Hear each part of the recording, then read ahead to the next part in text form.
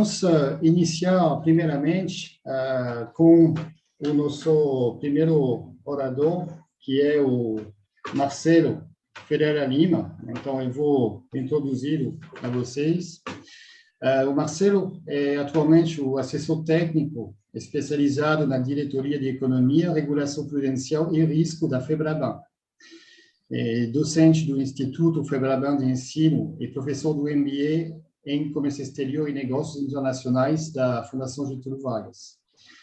Anteriormente, ele foi superintendente de produtos de câmbio e trade no Banco Safra, também de produtos de trade finance no Bank of America Merrill Lynch e no Banco ABN AMRO Real.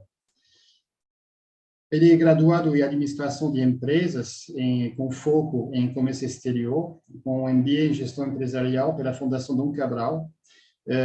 O Marcelo trabalha há 34 anos em comércio exterior, tendo também passado por instituições financeiras, tais como a Lloyds TSB Bank, a Bank Boston, Santander e Banco Pan.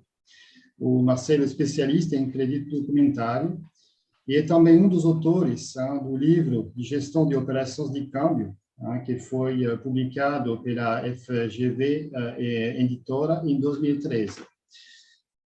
Marcelo, é um prazer recebê-lo hoje. Vamos deixar a palavra para você, para esse tema extremamente importante que você vai tratar hoje, que é o seguinte: as vantagens da nova lei cambial para as empresas. Marcelo, a palavra é sua. Phil, está me ouvindo bem? Estou perfeito. Então, muito obrigado, Phil, pela apresentação. Um bom dia a todos, um prazer enorme estar com vocês aqui na Global Chamber. Como o Phil falou, eu já estou há alguns anos trabalhando em comércio exterior, e lecionei também no INSPER, estou na GV desde 2009, e também tenho esse canal no YouTube, Câmbio Descomplicado, e tenho um curso para quem quer, várias empresas e bancos já fizeram um curso para quem quer carta de crédito no nível avançado. Então, eu estou deixando aí o site, para as pessoas que querem comprar o curso. Tem mais de 30 vídeos, e é um curso para quem, tanto da parte de emissão, como a parte de checagem de documentos, negociação, desconto, enfim, um prazer estar com vocês aqui, poder também apresentar o meu site, o meu canal do YouTube e o site também da carta de crédito, ok? Então, o papo de hoje realmente vai ser sobre, rapidamente, para a gente falar um pouquinho de um assunto que está muito em alta, que é exatamente a nova lei cambial, projeto de lei que a gente vem trabalhando desde outubro de 2019, e então, agora, no dia 30 de dezembro do ano passado, o governo Jair Bolsonaro, então, sancionou e virou lei. E nós temos um prazo aí de 1 ano, o vacatio legis, que a gente chama, para implantação. Então, durante este ano, nós vamos trabalhar muito a FEBRABAN, junto com os bancos e toda a sociedade. O Banco Central soltará consultas públicas a parte do infralegal. Bastante gente ansiosa, mas hoje eu vou trazer aqui algumas coisas para vocês que eu considero importantes para as empresas, porque a gente geralmente fala muito para os bancos. É muito importante também as empresas saberem o que ganham, o que perdem, pelo menos alguns pontos principais dentro do tempo que eu tenho aqui de 20 minutos, tá bom? Então, é importante dizer só que esse projeto de lei que virou lei,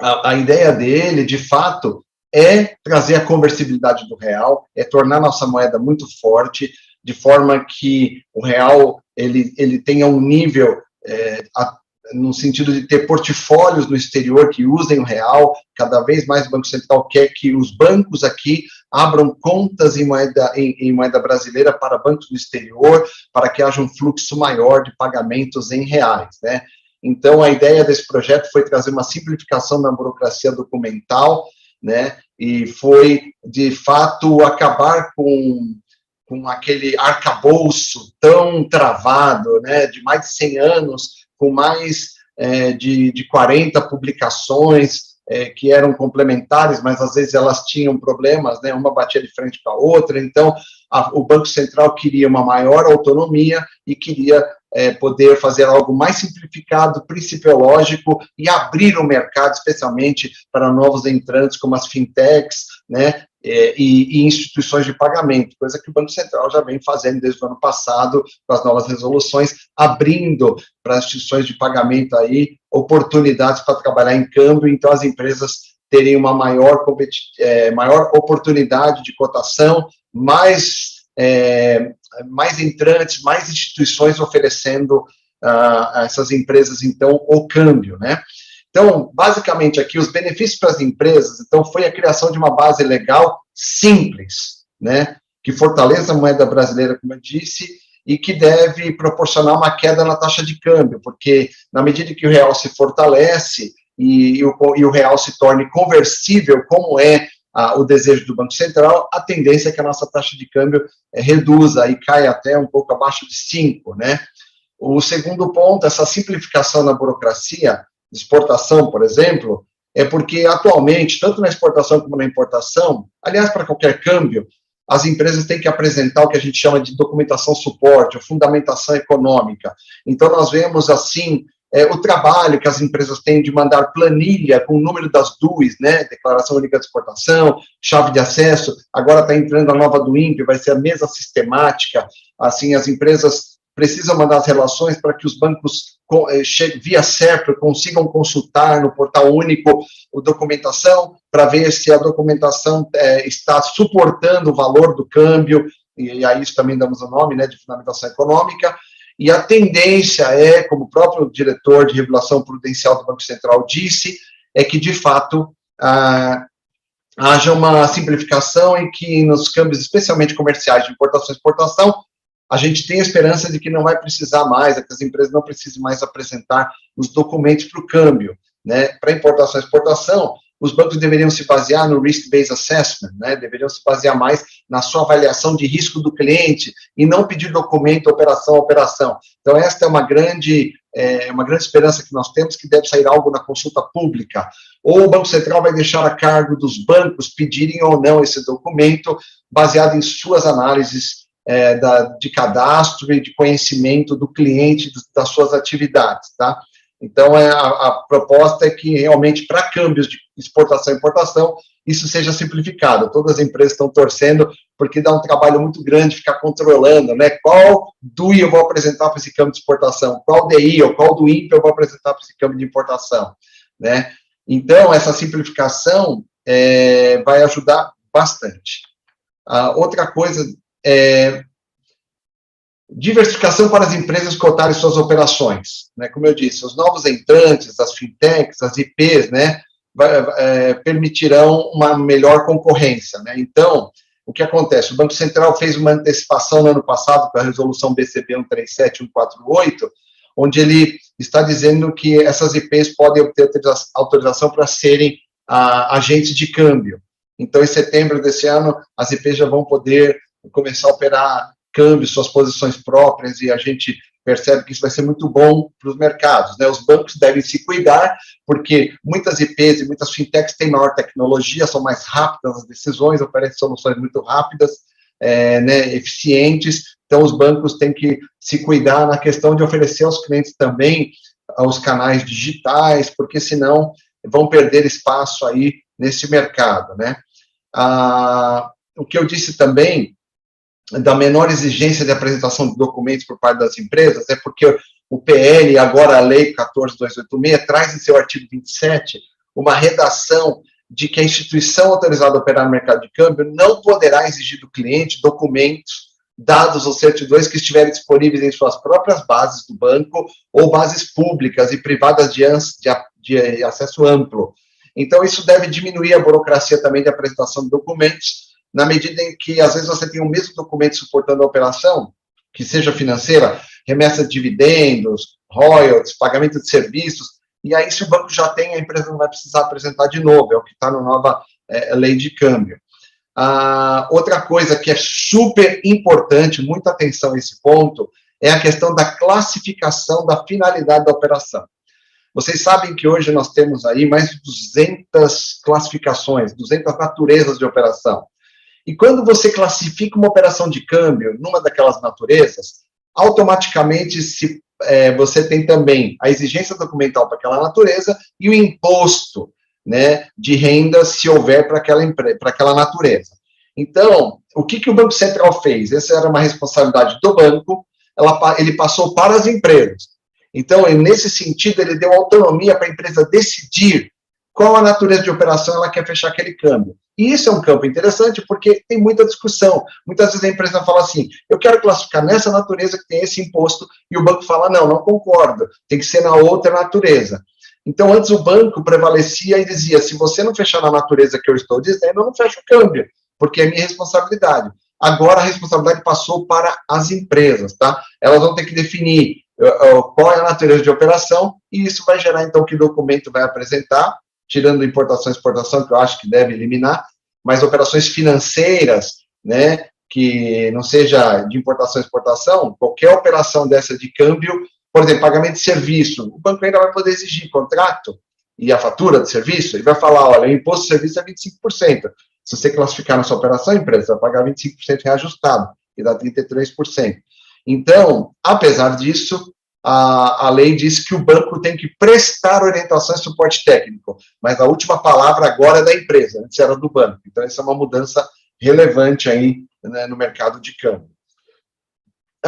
Outra coisa também que a gente aguarda com muita ansiedade é a simplificação na questão dos registros de capital estrangeiro, né, porque o artigo 9 vai dizer que o capital estrangeiro no país será dispensado tratamento jurídico idêntico ao concedido ao capital nacional. O que o Banco Central está fazendo é o seguinte, ele vai tornar mais simples os registros de capital estrangeiro. E do que eu estou falando? Empréstimos 4131, né, quando as empresas no Brasil tomam empréstimo exterior, tem que registrar lá no sistema ROF, né? RDE, IED, né, investimento externo direto. As empresas que investem nas empresas brasileiras daqui, as empresas aqui têm que fazer o RDE, IED, que é um registro também do investimento, para você poder voltar ao capital, né, e voltar juros sobre capital próprio, dividendos. Então, isso também vai ser afetado. Eu estou falando do ROF também, do não residente, do investidor não residente, né, o portfólio. Todo investidor não residente, quando ele vai entrar aqui na Bolsa, ele vai, ou fundos, né, ele tem que ter um registro no Banco Central também. Aí o representante legal vai cuidar do registro, né, do não residente. O que o Banco Central vai fazer? Ele vai simplificar, ele vai eliminar os registros? Esse era um pedido da FEBRABAN, não acreditamos que ele vai eliminar. O que ele vai fazer é facilitar no sentido de colocar um cap and floor lá, né? Ele vai colocar um piso, ele vai falar, olha, operações, por exemplo, acima de até $1 milhão não precisa registrar. Sei lá, a gente não sabe qual vai ser o valor que eles vão colocar ainda, vai sair no infralegal, mas o Banco Central promete que ele vai dar um tratamento ao registro de capital estrangeiro mais simplificado, né, então, e tratamento jurídico idêntico ao capital nacional. Então, isso deve melhorar bastante para as empresas que tomam empréstimos ou que recebem investimentos do exterior. Então, a depender, provavelmente, ele vai colocar regras para esse registro ou a isenção, né, desse registro. Outra coisa também muito interessante é que empresas brasileiras ou suas offshores poderão receber financiamento e empréstimos com recursos captados no país ou no exterior. Isso vai acontecer porque a Circular 2466 vai ser revogada. Então, a circular dizia, nos termos da decisão do Conselho Monetário Nacional, né, de 66, comunicamos que é expressamente vedado às instituições financeiras, por qualquer forma, aplicar ou promover a colocação no exterior de recursos coletados no país. O que o Banco Central está fazendo é o seguinte, ele vai permitir que os bancos usem recursos externos ou recursos internos para financiar empresas no exterior, né? E a gente vai ver já um outro detalhe lá, que agora, inclusive, ele vai poder financiar empresas que não necessariamente sejam offshore de empresas brasileiras. Então, o mercado está se abrindo. O Banco Central está fazendo essa democratização, dizendo, banco, vai cair essa circular e você pode financiar o comércio exterior lá fora ou aqui com recursos captados no exterior ou recursos captados aqui mesmo. Você pode transformar os seus recursos captados aqui no Brasil em moeda estrangeira para você poder fazer esse financiamento.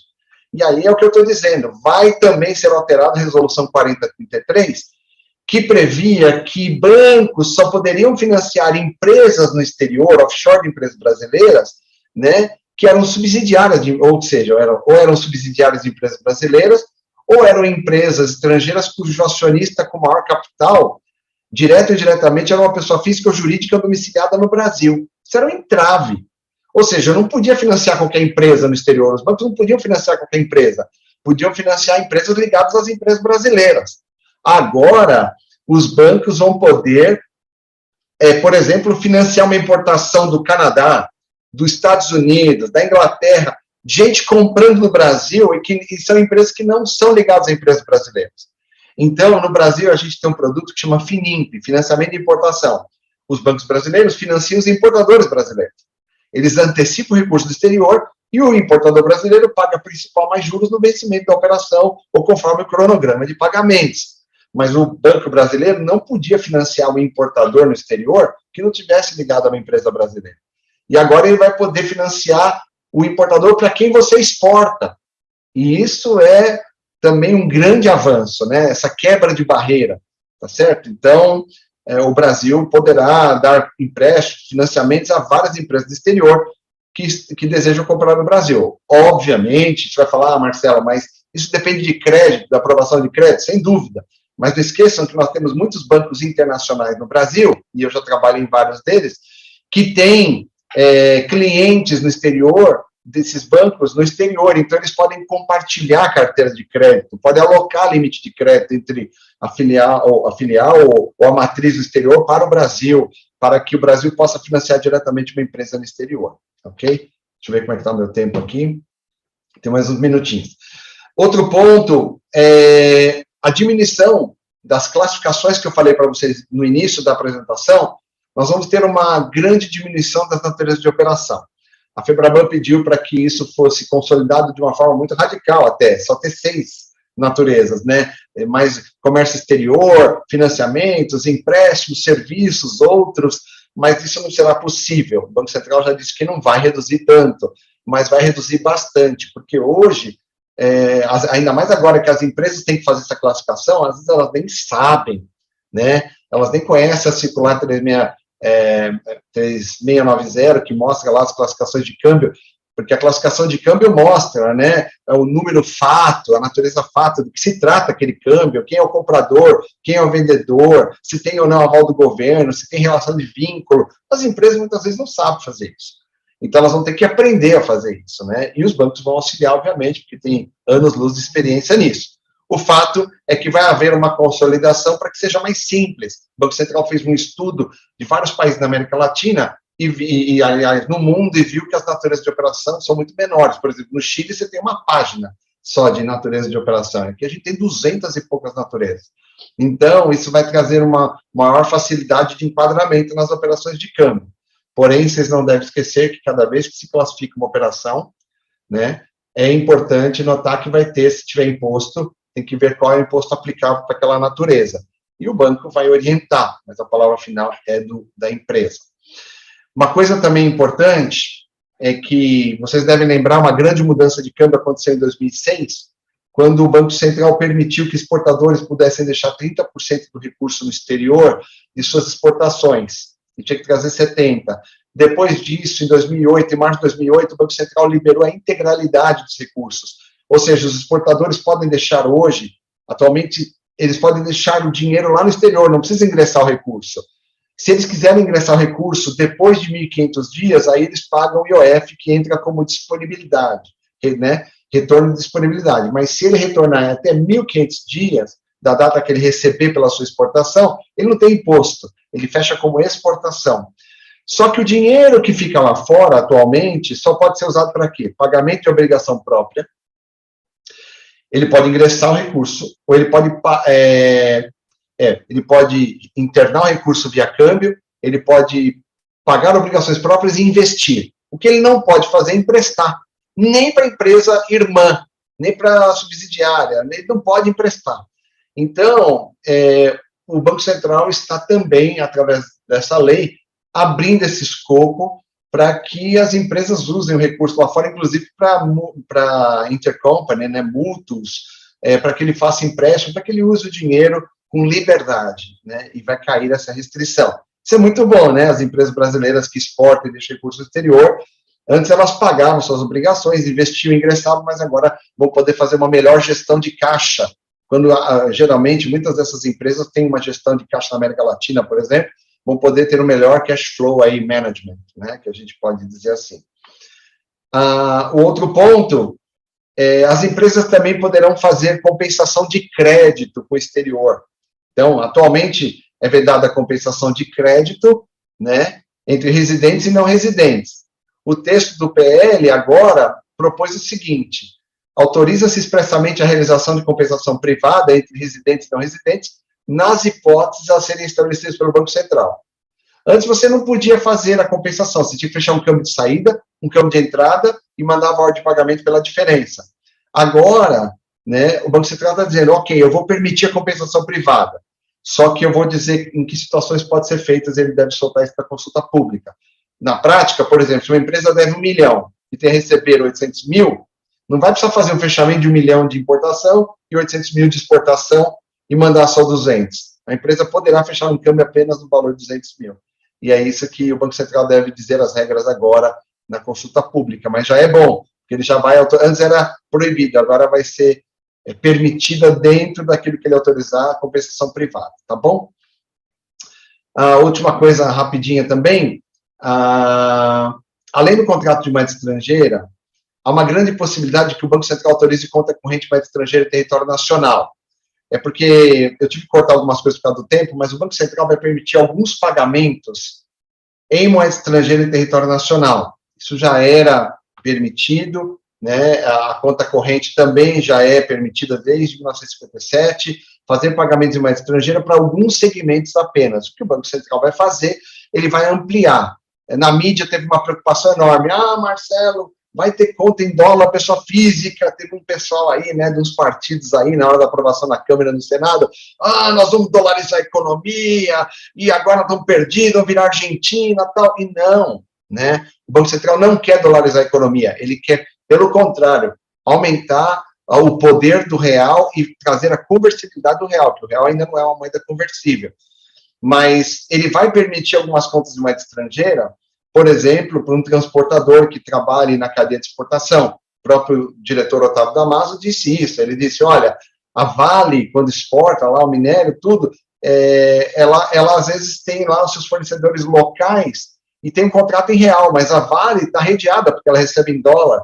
E por que não fazer um contrato para melhorar a eficiência, né? Que o transportador também não possa ter uma conta em moeda estrangeira, ou possa receber, eles possam fazer contratos em moeda estrangeira entre si, para também estar redeado. Então, eu acho que isso é muito interessante como proteção cambial para alguns segmentos, mas o Banco Central vai fazer isso com muita parcimônia, com muita cautela, tá certo? E vai também permitir contas em moeda estrangeira para alguns segmentos específicos também, não vai abrir para todo mundo, tá?